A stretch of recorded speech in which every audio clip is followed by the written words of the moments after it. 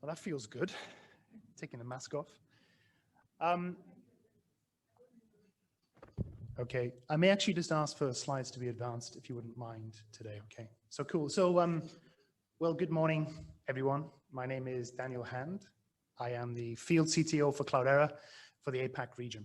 And I'm very, very happy to be here today in person, which makes a nice change from doing Zoom sessions from my bedroom, basically. So let's get into this. So in today's presentation, I'm going to provide an introduction to Cloudera, who we are, really why we exist.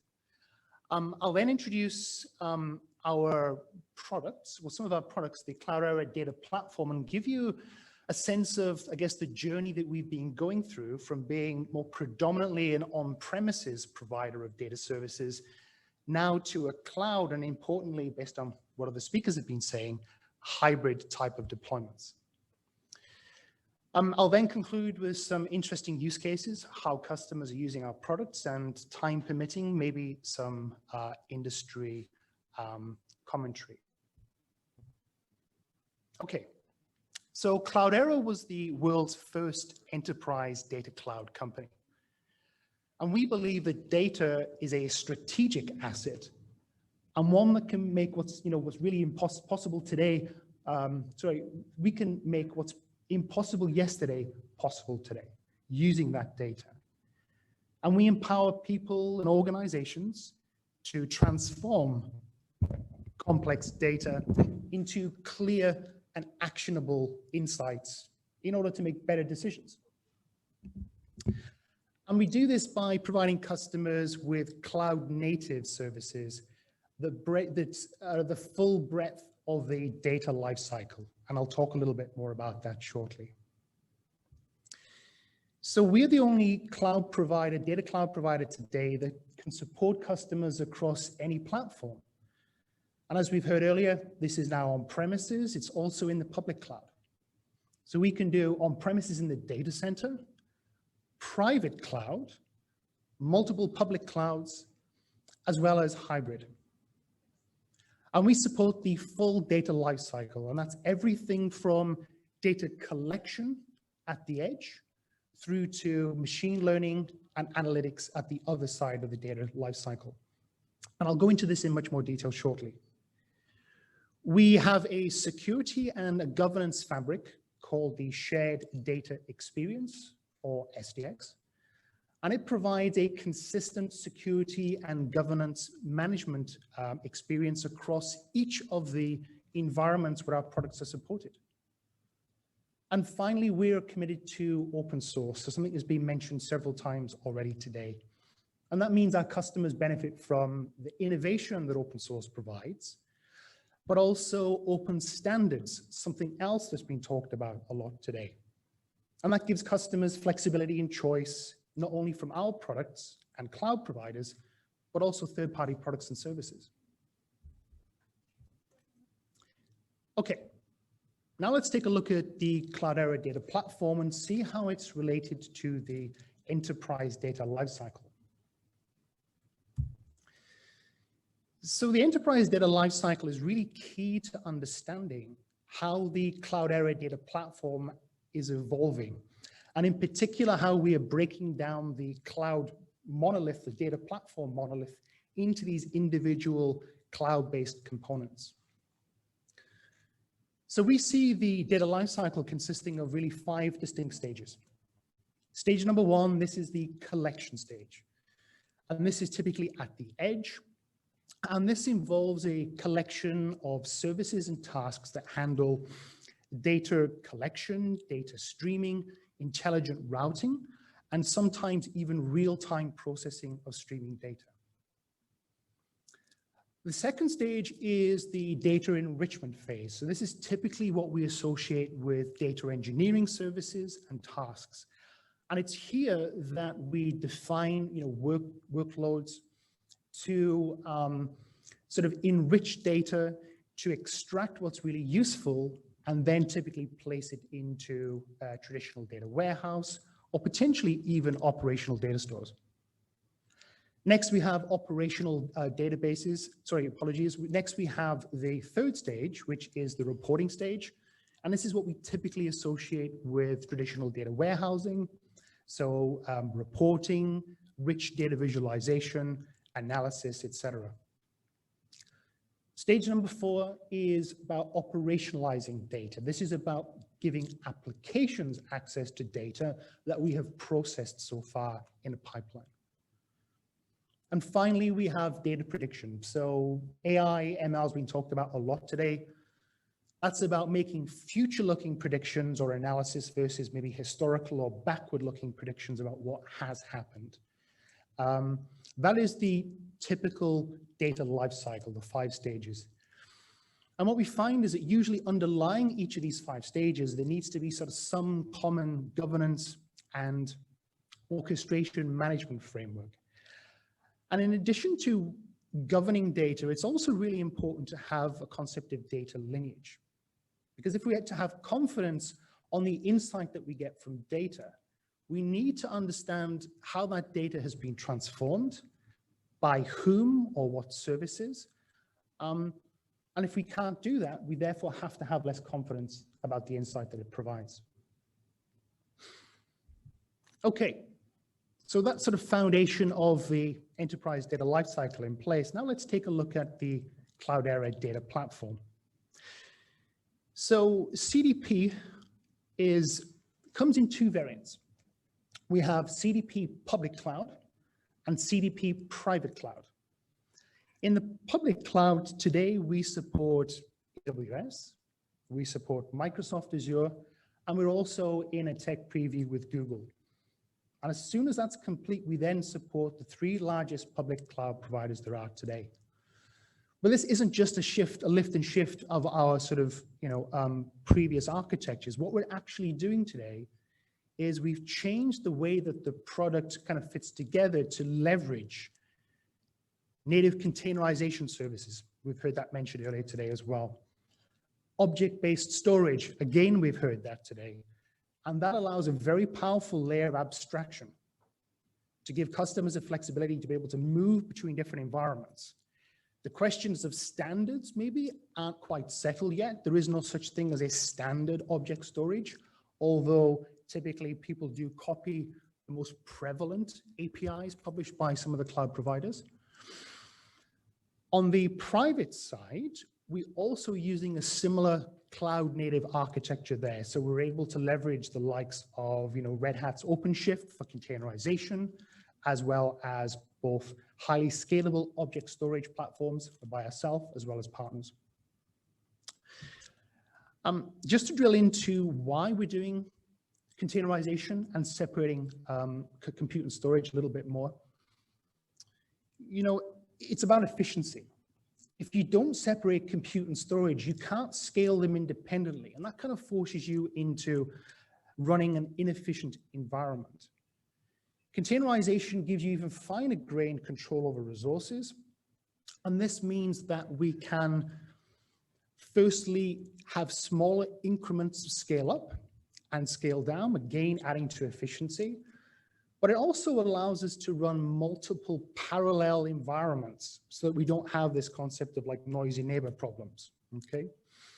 It also means that organizations have more flexibility because now we can run environments in parallel. We're not saying that everyone has to be using the same version of tools or the same version of engines, and this is really powerful.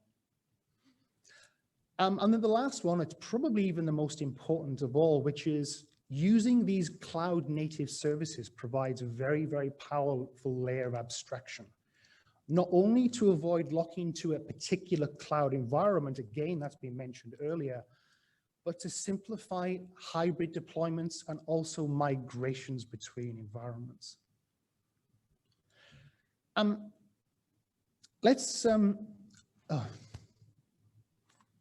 Okay, thank you. Let's now maybe focus on the middle part of this diagram a little bit. The foundation of the Cloudera data platform is in the order of about 50 open source projects. We sometimes affectionately refer to those as the Apache Zoo group of animals. we take open source projects and really take the risk out of enterprise consuming those projects. I'm not going to go into them in detail today, but what I want to emphasize here is those are the foundations for innovation by which we provide services to other people. Sitting on top of that is SDX, that security and governance fabric that we have, and that is consistent across each of the environments. And what that means is organizations can set up their security governance controls on premises and then have exactly the same policies replicated on every environment they deploy on. On top of SDX, or rather protected by SDX, we have what we refer to as experiences. And these are PaaS-like service components. And there's a good reason why I introduced the data lifecycle earlier. If you look closely at the slide, and maybe for some of you sitting further back here, you may not be able to see this, but trust me, we have experience here that match to or map to each of the stages in the data lifecycle. Okay, so we could do data engineering. That is a PaaS-based component. We can do data warehousing, again, a PaaS-based component. Something else worth calling out here is the variety of different use cases and data that we can actually handle. So we can handle structured data, unstructured data, semi-structured data, and as we all know, there's been a massive explosion in the amount of unstructured data being collected in the last few years. It's been exponentially increasing, and it more than likely will continue to do so. We are also able to provide flexibility to users to work with data, to democratize data in a way that makes sense for them. So if you want to explore data visually, you can do that. If you want to run reports, you can do that. For data scientists and data engineers, they can work with notebooks, something that they're very familiar with. And probably the last point here just to call out is the scale. We can scale up to hundreds of petabyte scale for processing. Now, just because a cloud provider can handle hundreds of petabytes of storage for volume doesn't necessarily mean that they can handle it for processing. So we run some of the biggest deployments in the world, thousands of nodes, hundreds of petabytes of data. Okay, next slide, please. Okay, so now let's take a look at how we're helping some customers across some of the key vertical sectors that we're working in. So we work with over 2,000 customers across 80 different countries. I don't have time to go into all of these, but I'm just going to highlight a few of them. So in the FSI space, we work with customers to help them with things like fraud detection, things like to detect money laundering, and on spend analytics. And I think in terms of the spend analytics, let me just drill into one very, I think, socially impacting activity that we've helped with recently. It's not just about positioning new products and services to consumers. Banks have been using our technology to help predict when, for example, someone is going to default on a loan well in advance. And we all know that, you know, the challenging 12 months that we've just lived through, keeping both businesses and consumers with credit and allowing them to maintain their mortgages and their business is critically important. On the technology space, we're working across a number of different areas, including things like market segmentation, network threat detection, so increasingly moving towards real time, and predictive support. And this is something that Cloudera does internally. So now we're able to, by collecting data from deployed systems, anticipate when a customer may actually raise a call with us. And not just that then, but preemptively provide efficient Q&A to be able to take the problem space from unknown to root cause, and then provide a solution in the shortest amount of time. We're working with the likes of Cisco there and Intel. And I forgot to mention the banking sector. We're working with the likes of Barclays Bank and Citibank. Closer to home, it's UOB, it's DBS, Bank Mandiri. In the telco space, we're doing things like helping customers with churn analytics, so understanding when customers may stop using a particular product or a service. We're helping them with things like network optimization and things like augmenting their existing support systems. Again, some household names you may be familiar with: Telecom in the Philippines, and I'll talk very briefly about that in a moment. Deutsche Telekom in Europe, as well as Axiata over here in APAC. Life sciences, I mean, this has been a really big growth area for us due to the confluence of a number of different factors. I mean, one being the advances in genomics research. Secondly, around personal sort of focused IoT devices and the information that's being collected from them. And another one is obviously, unfortunately, the epidemic that we've been living through. They say that necessity is the mother of all invention. I think that's been very, very true for the last sort of 12 months that we've been living through. And we've had to take things from a scale of 2 or 3 years down to a scale of 2 or 3 months, which a number of the speakers have already mentioned today. And manufacturing, let's have time to call out one thing there. So moving from scheduled maintenance, doing maintenance of, for example, trucks from a 6-month or a 12-month schedule, down to more sort of IoT-driven predictive maintenance, we've been able to help our customers reduce operating costs by 30%. So we have a good use case there with Navistar, the trucking company. Mindful of time, so I'm probably just going to touch on 2 of these use cases here. So next slide, please. Thank you. Globe Telecom. So Globe is one of the largest telco providers in the Philippines. They have approximately sort of 50% of the mobile market there, as well about roughly a third of the fixed line market. A few years ago, they had a real challenge. The amount of data that they had to deal with increased by about 60% in a very short period of time, and that took them to about 600 petabytes of data. And that is a truly frightening amount of data to be able to try and analyze and get real insight from. We were the only platform that could scale to those levels. And what we allowed them to do was to be able to better optimize their investments into infrastructure.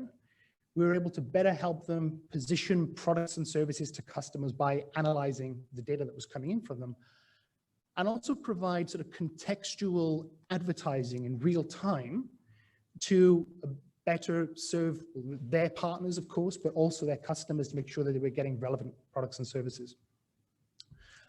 And the last kind of customer reference I'll just briefly talk about is a global logistics company. And what's really interesting here was, as what's happening in today's current day and age, they experienced a massive increase in the amount of data. They went from, they had between a 5 and a 10x increase in data in a very short period of time. And they were an existing customer of AWS at the time and consuming Redshift. And unfortunately, it couldn't scale to the level that they needed. And they actually moved over to Cloudera's data platform, our data warehouse solution. And not only were we able to actually reach the levels of data that sort of in the multi-petabyte level, but also we helped them evolve their aging data ingestion pipelines. That's sort of stage 1 that I briefly talked about earlier. And as a secondary benefit, we simplified the process of data regulatory and governance. I mean, this has been mentioned again earlier. We have new policies, things like GDPR, there's PII, and the list continues to grow. Managing policies on an individual level is very time consuming, and especially when you have to do it across multiple different hybrid environments. That's one of the really valuable properties of SDX. They defined their policies once, made them intelligent, and then they can move them across different platforms.